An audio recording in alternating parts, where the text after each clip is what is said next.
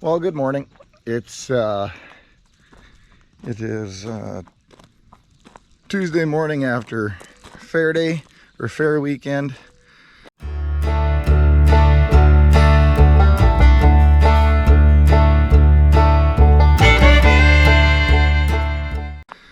We I don't know, by choice, by whatever, didn't do a whole lot of taping during the fair. I'm going to use the excuse we were busy, go, and whatever. The other excuse was, personally, I wasn't quite sure about, just how that would all work with lots of other people there that may or may not be in favor of either A, their animals, and or B, just themselves being on video. So anyway, long story short, didn't do a whole lot of taping there, and whatever. But it was a successful weekend. This morning I'm gonna try. I didn't even bother waking up Dylan. Normally he's the one that halters these things and whatever, so it could be a bit of a rodeo. But I'm gonna see if I can halter these two up, lead them on the trailer, and then we'll head out to head off to the butcher shops.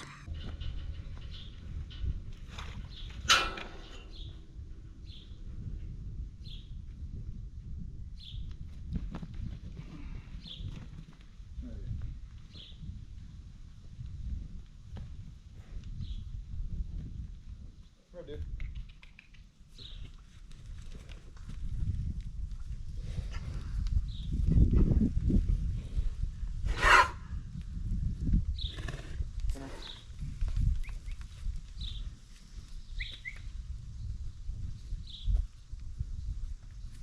Okay, we're gonna see if I can find a lasso then. That's obviously gonna just get the lasso. Or if that doesn't work, we may have to go get Dylan. So once Dylan came out, it didn't take nearly as long. I think I spent probably, I don't know, half hour, 40 minutes total trying to get them done up. And well, if you ever wonder who works with the steers more, he came out, and I think in 15 minutes. Anyway, they are in here. They're walking around a little bit, and hoping that yeah, we have a good ride. So we are on our way. We got about a 45-minute drive, and then we will be there. So this morning I wanted to talk a little bit about our fair. I know we've shown videos of the 4-H steers, yeah, so what we did is, as a family, that we had 6 kids that were in 4-H this year. I had 2 boys. Kendall had 3 kids, Haley, Parker, and Jackson. Oh, I guess Brock had a bottle calf too, that's right. And then Dylan and Quinn, my 2 boys, were in there. And then we also had my sister's, our sister's son Becton in there. And Becton just bought one of our steers or whatever. We're just trying to use the 4-H program to help these kids. It's a cool place to hang out with friends, that kind of thing. They learn some of the cattle industry. I mean, my kids started off when they were much younger, and they learned a lot of things growing up, and they learned to love and appreciate it. So that's been kind of cool. The other thing that for me I particularly love is, as a dad, sometimes you take things for granted and that their kids are learning and yada yada, but being in the 4-H program, it forced me to sit down and go over cash and income and expense spreadsheets with the kids. And I mean, these are very, very simple, basic spreadsheets that I'm making with the kids. I mean, not everybody does it, but for me, it was the window that I needed to see, hey, there's an opportunity here to teach the kids about the simple things of, if you want to make money, your income has to be higher than your expenses. Otherwise, it's impossible to get ahead. So anyway, that's what it's all been about. And then, I mean, there's other things that have been really, really good. We're teaching these kids that are, generally speaking, around 100 pounds, give or take, some less. I think Dylan's our biggest, and he's over 100. He's probably 130, 140. He's gonna love that I said that. But we're teaching these kids that are substantially smaller than these 1,300 pound steers to not be afraid of them, to take control and show a steer who's boss. Be respectful, be kind, but to take control. So anyway, the kids have learned that.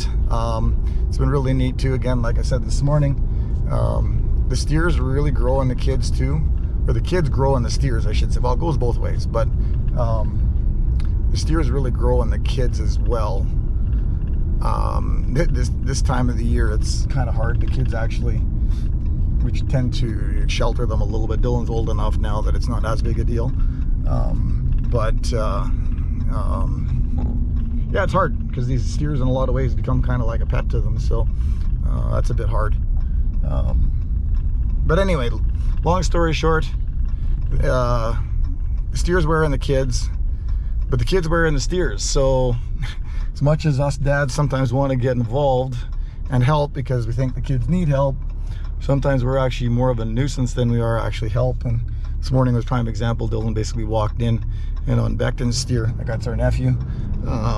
He basically walked in, put the halter on, whereas I tried for like 20 minutes and got nowhere. So once we got them both loaded up, we're on the road and heading out now. So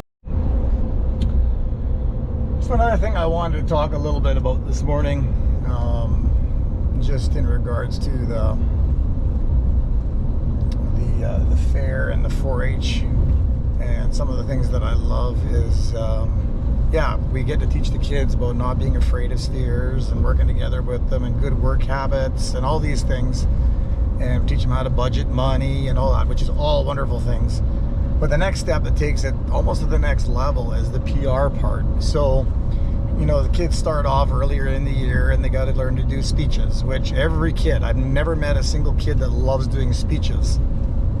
But I can tell you one thing for certain, that, after going through the 4-H thing and having to do speeches, by grade 12, you can tell which kids have had to muscle through the aspect of learning to do speeches. And then that translates into, coming, in the beginning parts of the getting ready for fair time. Like the next step that comes kind of beginning of June, about a month before sale, is the kids are all encouraged to go out and search for buyers. And so that involves people your parents do, their parents do business with, just friends, family, doesn't really matter. Just try to find people that might be interested in some beef one way or another. And then to do a sales pitch. So you take a picture, get a picture taken of the kid with the steer, and then the kids are responsible to go out and try to get buyers. And it's really quite interesting, actually. There's a lot of adults that have a hard time with this. So when you get teaching these, 6, 7 to 18-year-old kids being taken to different businesses and getting them to try to sell their steers, it's really quite a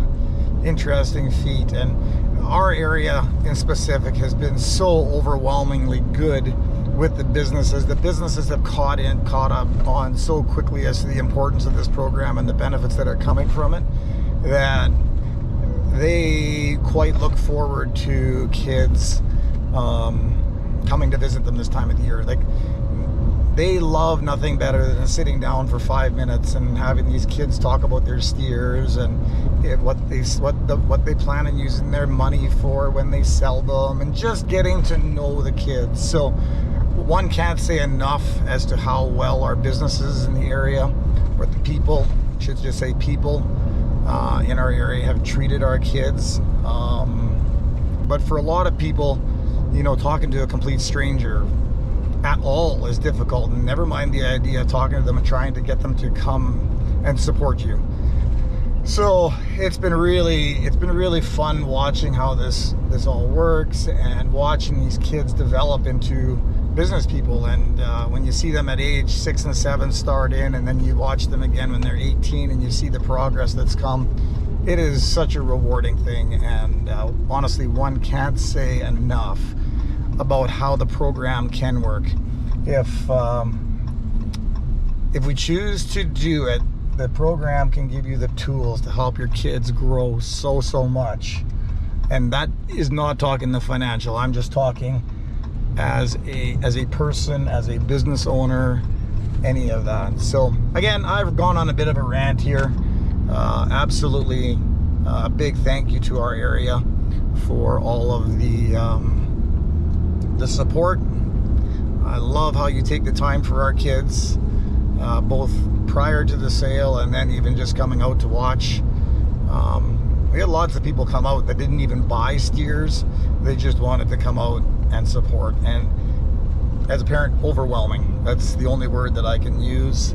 And it's really quite fun to be a part of.